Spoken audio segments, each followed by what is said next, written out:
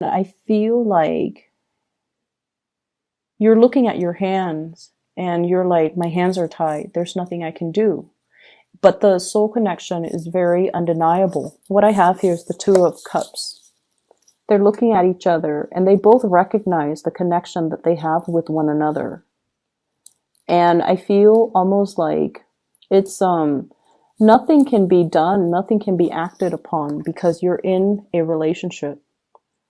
And yes, this connection is very strong, it's undeniable, and the other person's aware of it too, but they're also aware that your hands are tied. So unless you move away from it, unless you make some major transformation in your life with the Death card here and move away from it, then the two of you can be together. And I feel like some of you are contemplating, like you're building that bridge to extend across the river or the stream so that you can get to the other side.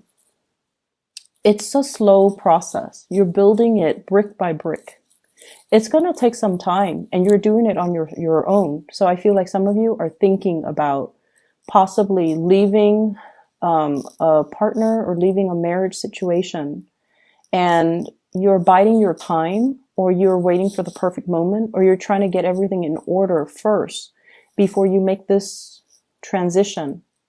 You're getting, your finances sorted out. You're trying to figure out, where am I going to stay? Where are the kids going to go?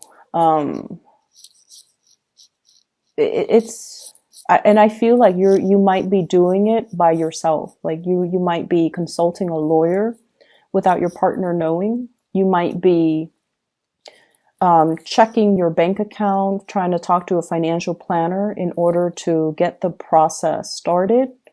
And you're trying to figure out, how much am I going to have to pay in child support? How much am I going to have to pay in alimony? How much is the whole, court proceeding going to cost? Am I able to afford it? And things like that. So you're trying to flush out the details. You're doing the preliminary research. But I definitely feel like you've already made up your mind that you want to transition. So that's what I'm seeing. And I feel like for many of you, you have left a relationship and you're heading into another relationship. And it seems like there isn't any time at all for, being on your own and healing and kind of processing everything that happened. Because I feel like one relationship left you very, very dejected. And then the next person that you meet, they kind of really uplift you. And so you're transitioning like seamlessly from one relationship to the next. And the universe is pretty much telling you to slow down, take some time to be on your own, take some time to process what happened, and take some time for you to be okay first on your own before you rush into this next relationship. They like you. They're not going to go anywhere. What I have here is the Ace of Cups. This is new love. Something that is brand new, that is being offered to you.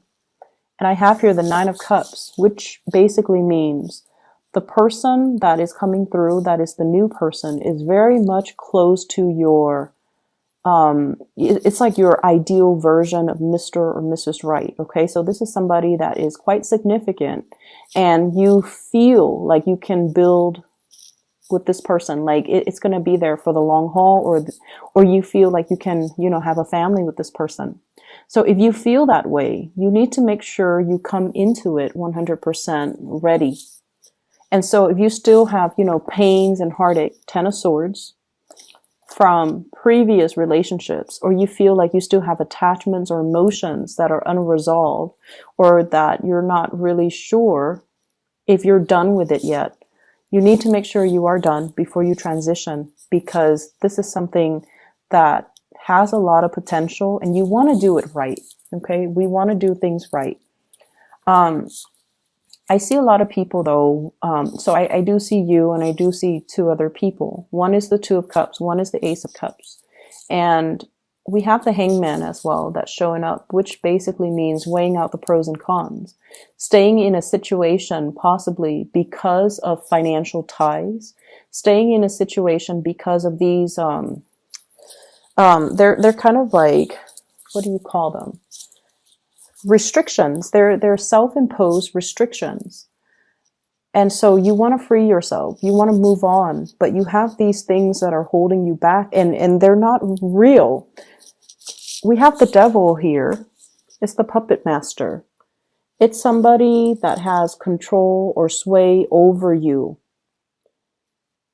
Okay, but this puppet, he's got a pair of scissors. He can cut himself loose at any time.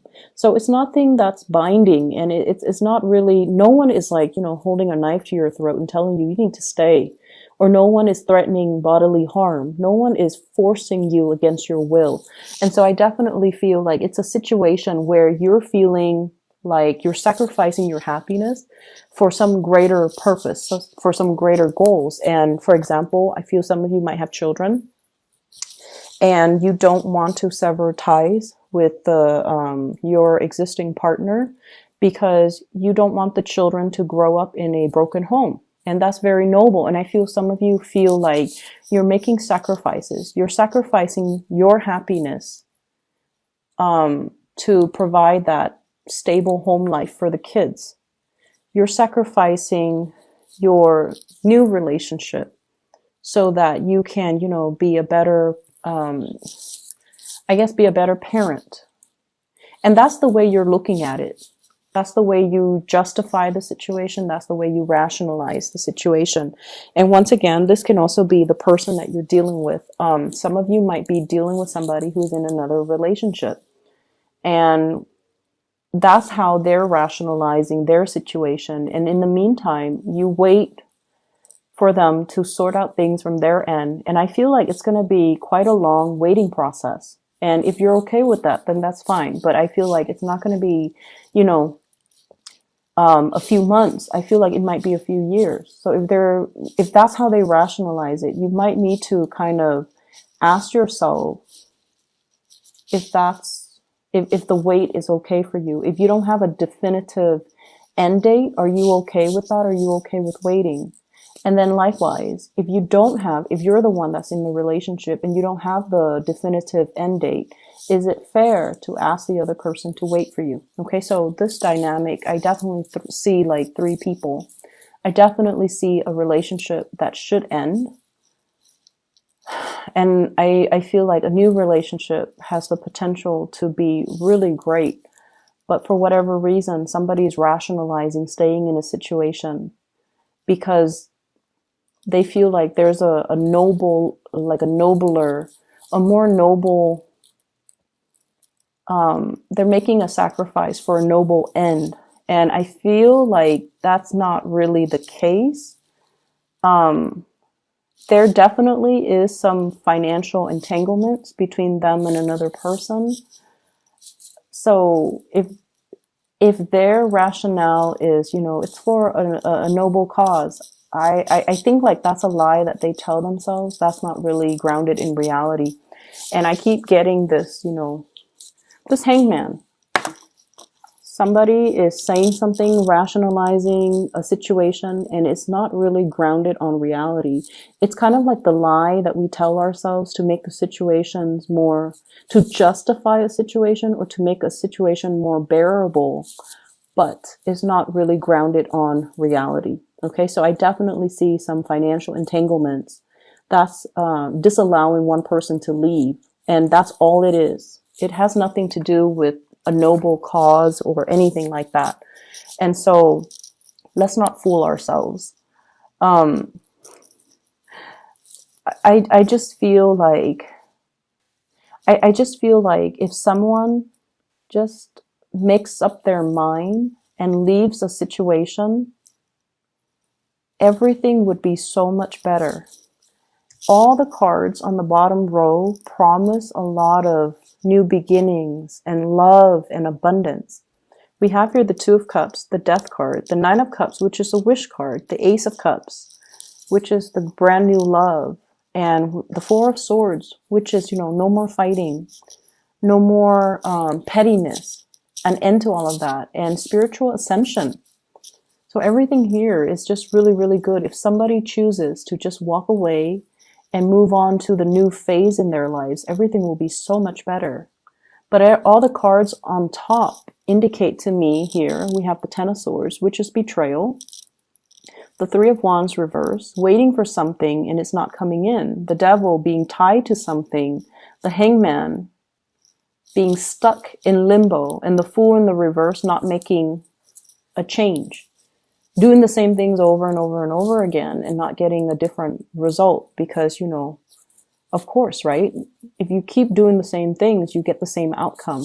So we have some things here that we have to kind of face up to the truth about. And it could be, you know, somebody that you're dealing with, or you might be in the situation and things are not working out anymore, but you keep building, you keep trying to mend the bridges, you keep trying to fix things.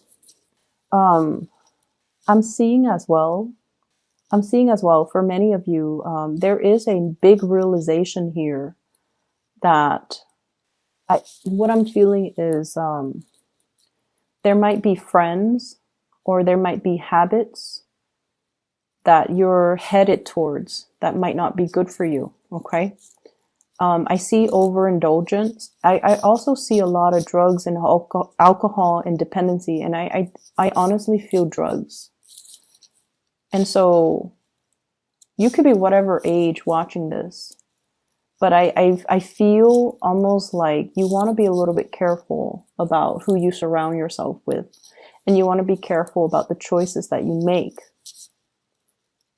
And you want to be careful as well. Mending bridges with the people, the relationships that have gone south, the people that really care about you. You want to just be careful about that, okay? Maintaining and preserving those relationships and putting them in a place of sacredness so that they don't get tarnished, so that they don't get damaged, okay? So really valuing the proper relationships and the proper people. And I know that I tend to get a little bit negative when it comes to readings for Libra, but I feel like this reading in general, there's definitely two different paths here that you can take. One path means letting go, letting the past go, jumping into something new, a new love relationship, a new partner that is waiting for you. And then the other path is about stagnation, and it's about, you know, toxic situations. And I feel for some of you who might be a little bit younger too, branching off with a new group of friends who care about you, rather than getting involved with these group of friends who actually get you in trouble.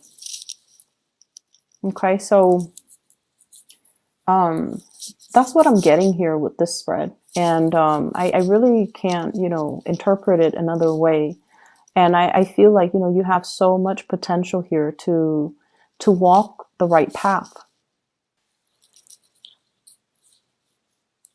So once again, this reading might run longer than expected, but I feel like I want to get the message, why the energy is so like split right down the middle. First of all, we have here the World, and this usually denotes to me as well, you know, a sense of protection. And here's the thing, when it comes to this protection,